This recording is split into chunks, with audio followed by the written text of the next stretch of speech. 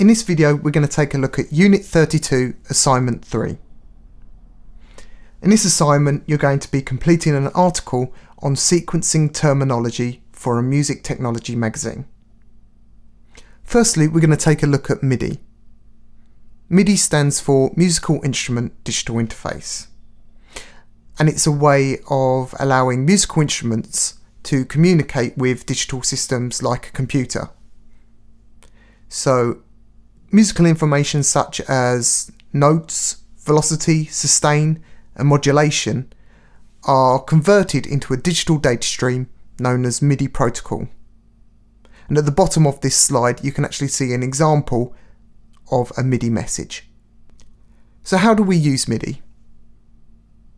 In our sequencing projects, what we tend to do is use a Midi track which then generates MIDI messages, and they're sent to a VSTI or Virtual Studio instrument. This instrument generates the sounds that it's been instructed to, and it outputs those on an audio bus which then reaches speakers. So let's have a look at how we do this within Cubase 6. Okay, so firstly we need to add a Midi track.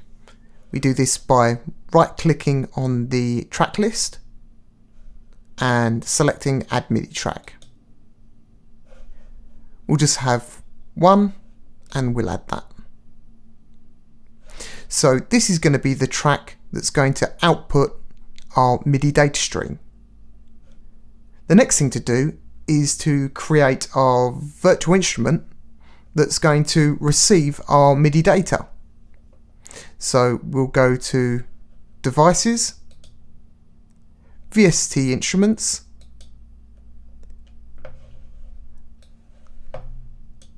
I'll select the first instrument panel and I'm just going to select Halion Sonic SE.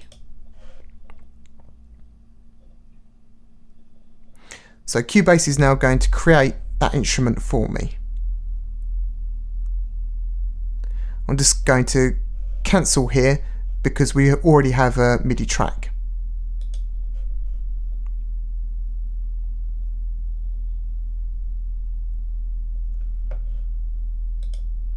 Okay, just going to choose a different sound. Let's go for piano.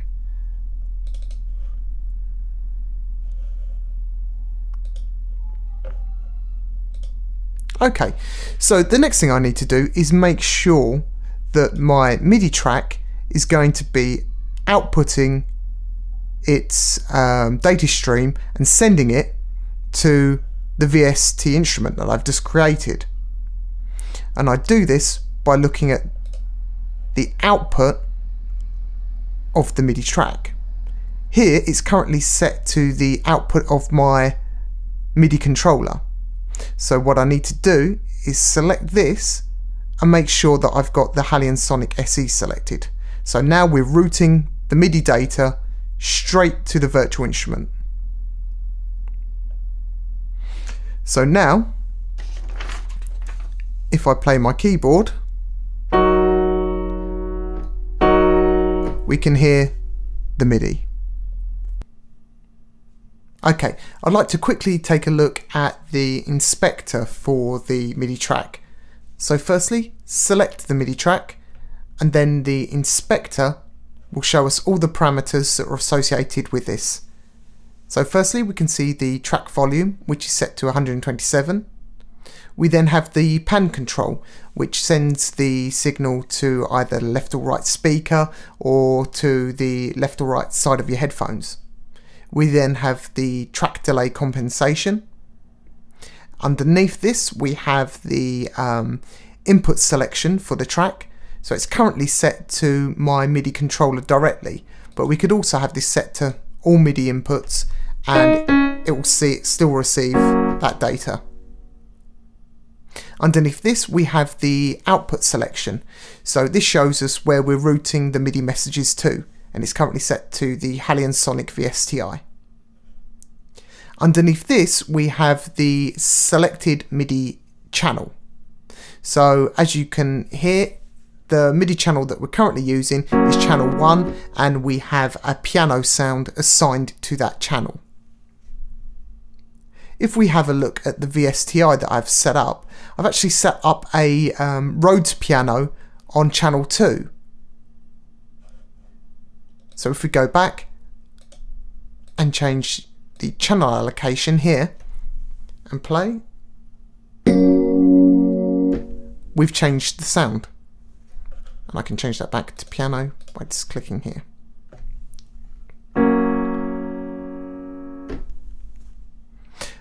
Beneath this we have the selected program. So this is like the sound that you're selecting. So this is telling me that the selected sound on the VSTI is the Yamaha S90 ES piano. Okay, we're now going to take a look at how to record MIDI. Firstly, we'll take a look at live recording. So we do this by clicking and making sure that the track enable button is armed. Make sure that we are monitoring the track so we can hear what's going on. Turn on the metronome on the transport bar and turn on the pre-count so we get 2 bars of intro before we actually start recording. Return the current time indicator to the beginning of the project and press record.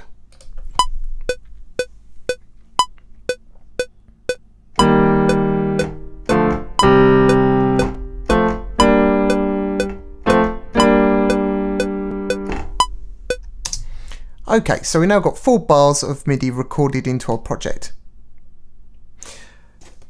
The pros and cons of using live record are that, firstly, the pros, it's quick and it gives us a natural dynamic way of getting MIDI into our system.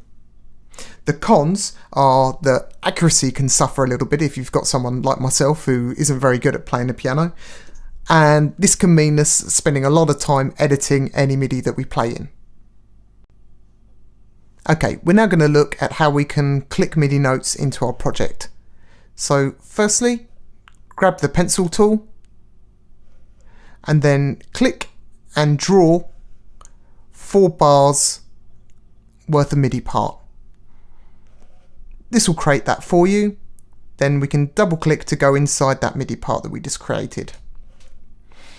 Making sure that you've got the pencil tool still selected, you can select your note position on the vertical axis, then click and drag to your right to create a note. So as you can see, we can be very accurate with the notes that we input. However, in comparison to live record, this is going to be very time consuming and it's still going to require quite a lot of editing to get the right sound. Next, we're going to take a look at step input. Make sure that you have the pencil tool selected and once again draw in a 4-bar MIDI part. Then with the arrow tool selected, double click this and we'll go inside the part. Now we need to turn on step input and we can now see that we have a cursor, a blue cursor that's appeared down the left hand side of the project. Making sure we have an appropriate quantize level set, I'm going to change this to half notes.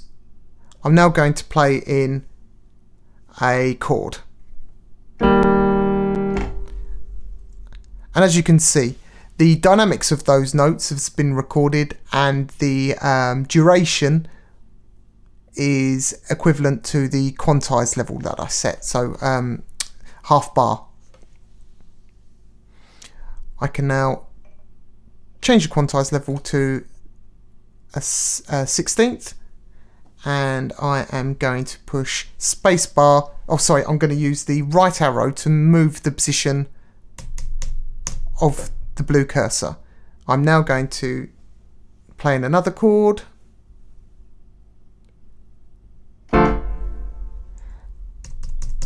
Move the cursor again using the arrow key.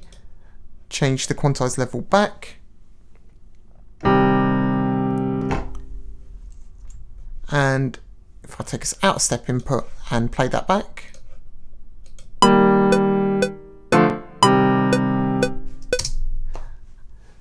So as you can see, that's another way of recording MIDI. So this is good for non-musicians, but it still can be very, very fiddly.